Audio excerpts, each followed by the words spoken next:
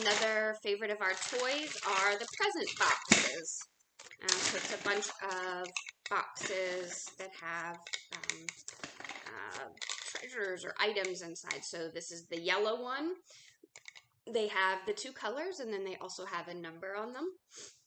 So I take the lid off, and it's a yellow duck, right? And a lot of the kids really enjoy these.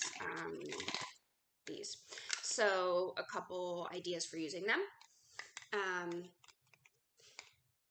I was having a thought and then was thinking about whether to label it or not, so I'm going to.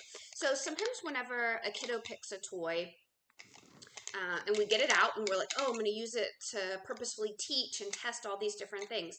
Yes, and when you get it down, give them a couple minutes to play with it in the way they want, because their play is helping them explore, and then you can start directing the play if that's part of why you got them down. But we want to be sure that the kids are able to play their way in the beginning. Think about it like your first cup of coffee in the morning.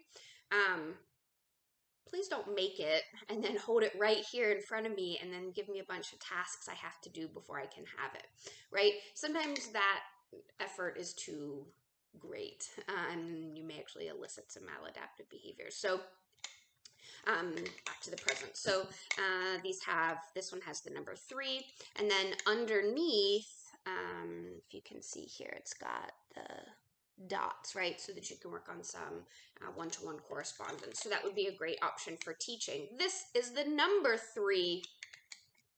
1, 2, 3. 3 is the same as 3. They match. And the color matches, right? So you can do some teaching in that way, or even just teaching, labeling the numbers. Another option could be to mix up the tops. These don't match. And then have them, match. Color labeling. Of course, labeling the items inside, whether it's a duck or, what is this? I don't know what in the world this is, which is a great sort of example, right? Couldn't have planned that better. If you don't know what it is, label the color, label the shape. You can label something about it. Just like whenever kiddos say something and you may not know exactly what they say, right? You can repeat back the parts that you do know. So here's 7 on this blue one. This one is a 3. 7 is a bigger number than 3. Now remember, you don't want to do like that kind of teaching for one of our super early learners because it's not a good fit. So this is where it's super important to know your learners so that you can pick which of these teaching is most appropriate for that learner.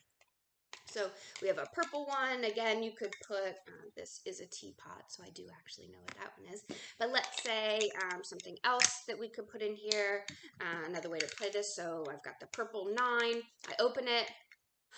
That's yellow. That's not purple. This one goes in a different box.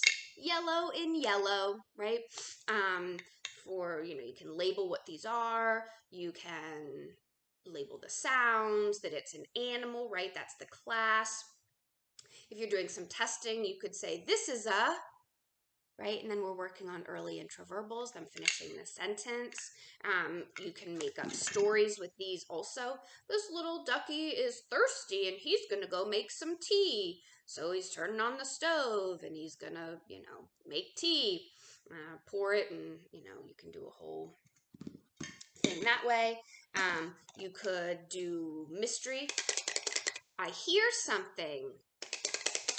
I wonder what might be in here, and practice guessing. And then, oh, it's a duck. Cool. And then move on to the next. And then 1 or 2 later, you can say, do you remember what's in the yellow present? Right? So we're working on some memory. For our early learners, just shake it. Make some noise. Close, far, here, there, right? So they can practice orienting to different sounds.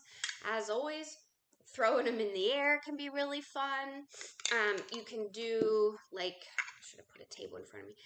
The yellow duck is under here, and then you kind of move them around, Where's the duck, right? And then you open it. Yeah, that's where it is. So we're practicing on tracking and so many different ways to use these that I hope that this is helpful.